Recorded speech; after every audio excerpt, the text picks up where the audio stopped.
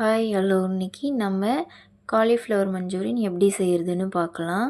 இதுக்கு வந்து ஆனியன் வந்து மீடியம் சைஸில் வந்துட்டு இந்த மாதிரி கட் பண்ணி வச்சுருக்கேன். சின்ன சின்னதாகவும் கட் பண்ணியிருக்கேன். பூண்டு வந்து நம்மளால் முடிஞ்ச அளவுக்கு சின்ன சின்ன பீஸாக வந்து கட் பண்ணி எடுத்துக்கலாம். இந்த மாதிரி கட் பண்ணோம்னா சின்ன சின்னசாக வந்துட்டு கட் ஆகிடும்.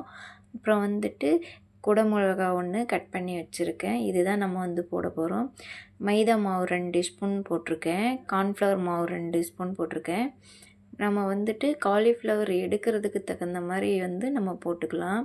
சால்ட்டு கொஞ்சம் போட்டிருக்கேன்.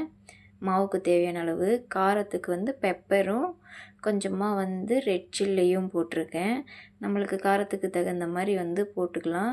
இப்போ இது வந்து தோசை மாவு பதத்துக்கு வந்துட்டு நம்ம தண்ணி ஊற்றி கட்டி இல்லாமல் அதை வந்து நல்லா கரைச்சி விட்டுக்கலாம். இது பாருங்கள், இந்த பதத்தில் இருந்தாக்க நமக்கு வந்து போதுங்க. காலிஃப்ளவர் கொட்டி இதை வந்து கலந்து கொஞ்சம் நேரம் வச்சுருவோம்.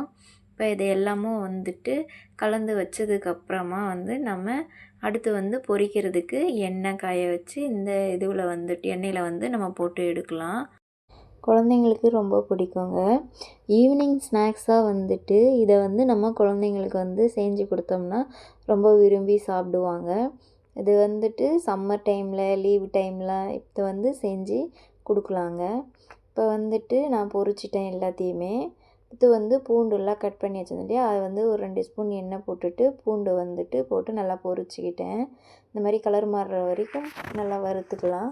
சிறுசாக கட் பண்ணி வச்சுருந்தேன் வெங்காயம், ஒரு ஆஃப் சைஸு. அந்த வெங்காயம் வந்துட்டு தான் நான் போட்டு வறுத்துக்கிட்டேன். அடுத்து வந்து மீடியம் சைஸில் இவ்வளோ 1 இன்ச் அளவுக்கு வந்துட்டு நம்ம ஆனியன் வந்து கட் பண்ணி வச்சு அதை போட்டிருக்கேன். காரத்துக்கு வந்துட்டு க்ரீன் சில்லி போட்டிருக்கேன். அடுத்து குடமிளகா போட்டிருக்கேன். இப்போ வந்துட்டு நம்ம இதை கொஞ்சம் நல்லா வந்துட்டு கலந்து விட்டு, இப்போ ரெட் சில்லி டொமேட்டோ சாஸும் வந்துட்டு மிக்சடாக இருந்தது, அதை நான் போட்டிருக்கேன். அடுத்தாப்பில் வந்துட்டு soya sauce, green chilli, salt போட்டு இதை நல்லா கலந்து விட்டுக்கலாம். கலந்ததுக்கப்புறமா கொஞ்சமாக லாஸ்டிக்காக வந்துட்டு ஒரு சிட்டிக்கு வந்து சுகர் போடுறேன்.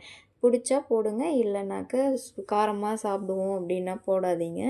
இப்போ வந்து நம்ம குழந்தைங்க சாப்பிட்றதால நான் போட்டிருக்கேன். அடுத்து வந்துட்டு 1 ஸ்பூன் அளவுக்கு கார்ன்ஃப்ளவர் மாவு கலந்து அதை ஊற்றி கொஞ்சம் நேரம் கிளறி விட்டு, இப்போ கோபி வந்து பொரிச்சிருந்தோம் இல்லையா காலிஃப்ளவர், அதை வந்துட்டு கொட்டி இப்போ கலந்து விட்டுக்கிறேன். அது கூட மேலே வந்து லைட்டாக வந்து பூண்டு கட் பண்ணி வச்சிருந்தோம் இல்லையா, அது லைட்டாக மேலே போட்டுக்கலாம். இப்போ இது வந்து ரெடி ஆயிடுச்சு. பிடிச்சிருந்தால் லைக் பண்ணுங்கள், ஷேர் பண்ணுங்கள், சப்ஸ்கிரைப் பண்ணுங்கள். தேங்க்யூ. Bye.